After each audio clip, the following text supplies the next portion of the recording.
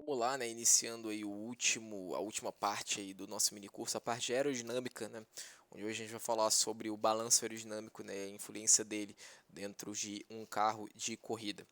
Então, né? Para começar, primeiro básico de aerodinâmica, né? Como que a gente gera, né, esse downforce, né? Que é o que faz ter mais força, né, empurrando nosso carro contra o chão e consequentemente ter mais aderência.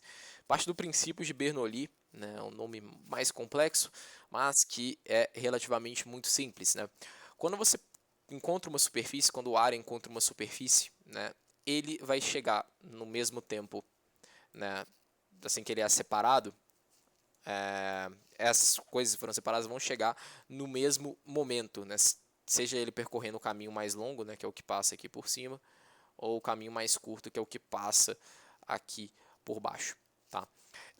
No momento que você acelera, né, esse fluxo, que claro, o ar tem que se mexer mais rápido aqui em cima do que aqui embaixo para isso acontecer, você diminui a pressão de ar, né, no ponto que está mais rápido. E quando você tem uma pressão de ar menor aqui e uma maior aqui, nesse caso aqui tá para um avião, você vai gerar aqui, né, a força de sustentação aqui da asa. Assim que os aviões voam, e se a gente inverte isso, né, assim que você pressiona carros de corrida contra o chão, né, de uma maneira geral.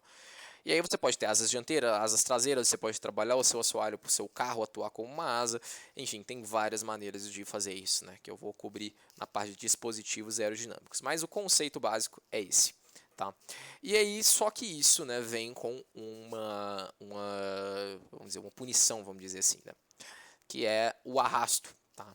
O arrasto, o que, que ele é? Ao você deslocar, né, esse ar, o mouse tá aqui. Ao você deslocar esse ar, igual tá acontecendo aqui, ó, tá passando aqui, você tá deslocando ele aqui, aqui com esse disco ele tá deslocando aqui e tá deslocando aqui, e na gota, né, que é a forma que a gente chama de mais aerodinâmica, ele está deslocando aqui e aqui. Ao você deslocar esse ar, você cria espaços onde o ar não é preenchido, né, e aí você cria o que a gente chama de fluxo turbulento. Esse fluxo turbulento é como se fosse se ele pegasse aqui esse corpo, né, que está deslocando esse fluido, né, falando em termos mais técnicos, e puxasse ele para trás. E ao puxar ele para trás é a força de arrasto que você sente, que nem quando você coloca, né, a mão para fora numa janela e um carro andando, você vai sentir sua mão sendo puxada para trás. E aí, se você deixa sua mão deitada, em pé, né, em pé, é, contra o vento, você vai estar tendo essa forma de disco, né, que vai gerar mais turbulência. Por gerar mais turbulência, você gera mais fluxo turbulento, você gera mais arrasto, e aí à medida que você vai se aproximando de uma gota, ou então reduzindo essa área frontal, né, você gera menos turbulência, você sente menos resistência do ar. Próxima vez que você estiver andando de carro, ou qualquer coisa mais rápida, né, que chegue aí uns 80 km por hora, pode fazer esse teste que você vai conseguir sentir isso com a sua mão, por exemplo. Tá? É, e aí outra coisa, né?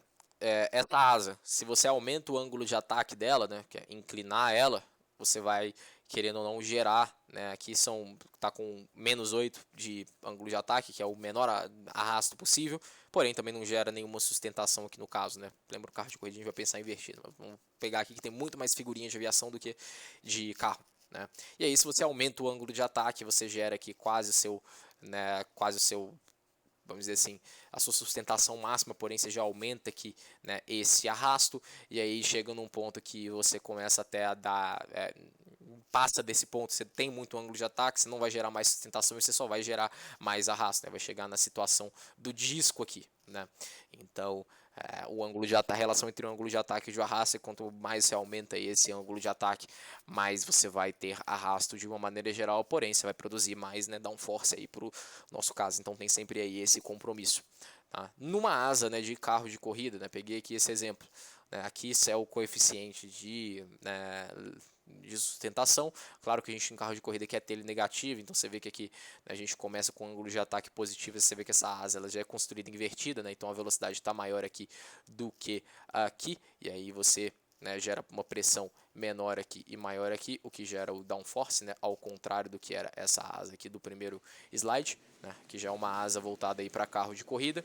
E aí, né, você quer, claro, ter o máximo de downforce que chega aqui com 15 graus de ângulo de ataque, Porém, aqui o coeficiente de arrasto, você vê que já tem um coeficiente de arrasto mais alto. Às vezes você não precisa de estudo de downforce, vai valer mais a pena você tirar, né, arrasto, que é aqui, você vê bem perto aqui do zero.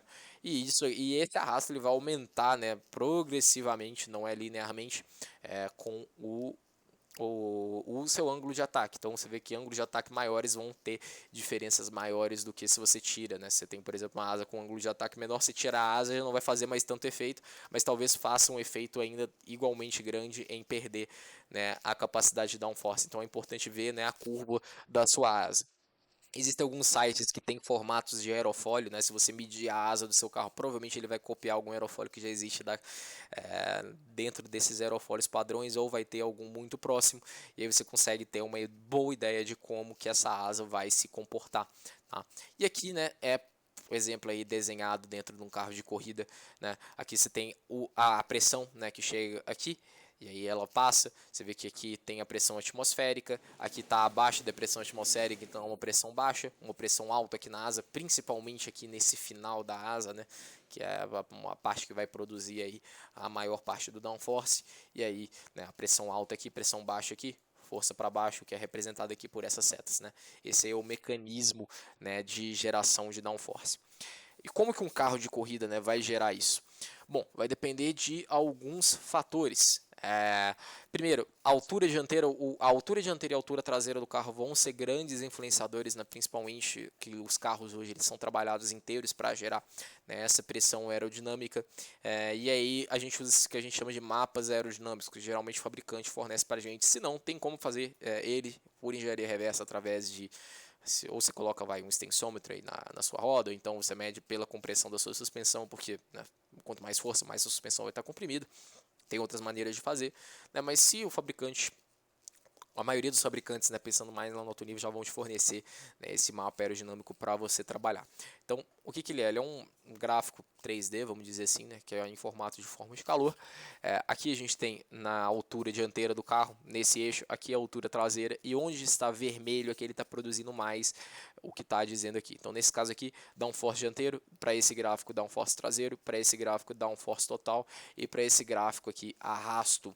Tá? Então, né, aqui, qual que é a situação que vai produzir o maior downforce dianteiro? A altura dianteira mínima, a altura traseira no máximo. Você vai produzir o maior downforce dianteiro possível. Para downforce traseiro já não fica tanto assim, né? Você vê que, vamos dizer, o ponto máximo de downforce está mais ou menos aqui nessa região, que é você subir um pouco aqui essa frente e a traseira aí perto aí de 120, 110 milímetros para esse carro. Downforce total, né, que é a soma desses dois downforces, onde que você vai ter o máximo? Por volta aqui, né, de 150 milímetros na traseira e a frente lá embaixo, né? E aí a partir, né, da correlação entre a quantidade de downforce que você gera na frente e atrás, você tem a relação de balanço aerodinâmico do carro. E isso que vai controlar, né, principalmente se o carro é dependente de aerodinâmica, se ele é muito mais traseiro, se ele é mais dianteiro em algumas curvas. Então, a partir daí você consegue fazer mudanças, né, por exemplo, aqui na altura do carro para controlar o balanço dele em curvas de alta aí, por exemplo. E arrasto, né? Por exemplo, estou numa pista que tem muita reta, você vai querer ficar aqui nessa faixa de ajuste, que é que tem menor arrasto. Para uma pista que não tem tanta reta, você já pode ir para esse compromisso, né? Que é a traseira alta e aqui a frente mais alta. Mas a gente já viu que a frente mais alta provavelmente não vai ser interessante em praticamente aí nenhuma situação, né? Então, né, o que a gente vê aqui, que principalmente influencia, né, no arrasto do carro, desse carro específico, a altura traseira. Então, se a gente quer perder arrasto, não sei que a gente esteja aqui num caso bem extremo, né? Subir à frente não vai ajudar muito. Então, esses mapas aerodinâmicos ajudam a gente a entender, né, quais mudanças a gente vai fazer, né, na altura do carro para controlar. Não é simplesmente aumenta o seu rake, né, que é a diferença entre a altura dianteira e traseira, que você vai ter um carro mais traseiro, que você vai produzir mais downforce. Acabei de mostrar aqui que não é esse o caso, né? Para esse carro específico aqui, não vai ser esse o caso. Então tem que ver o do seu carro. De uma maneira geral, falando sobre ângulo de asa, né? Ele vai seguir, a asa vai ter uma curva, analise essa curva e vê, né, o que vai fazer. Lembre-se, né, que à medida que você aumenta aqui a altura traseira em relação à dianteira, você também vai estar inclinando a sua asa. Então às vezes você vai ter que compensar, né, esse ângulo de asa em relação ao a mudança que você fez na altura do carro. Também, por exemplo, mudança de temperatura ambiente, né? Isso daí vai mudar a densidade do ar e vai mudar, né, dependendo do carro, drasticamente aí, o comportamento dele, com a capacidade de downforce que ele pode gerar, né, pela mudança aí de densidade do ar. Se fica mais frio, se fica mais quente, por exemplo, né? Você estava andando com uma asa, estava 35 graus num dia que você estava treinando. E aí veio uma frente fria, passou lá, tá lá 15 graus, né, ambiente na pista no outro dia. Certeza que a mesma asa que você andou vai produzir mais downforce, né? E às vezes isso vai fazer o seu carro ter outro comportamento e você tem que se adaptar, né, a essa situação. Bom, para a parte de aerodinâmica é isso que eu tinha para comentar por hoje. Obrigado aí pela atenção aí nesse vídeo. No próximo vamos falar, né, sobre os dispositivos aerodinâmicos e como eles funcionam, né, dentro de um carro de corrida. Valeu!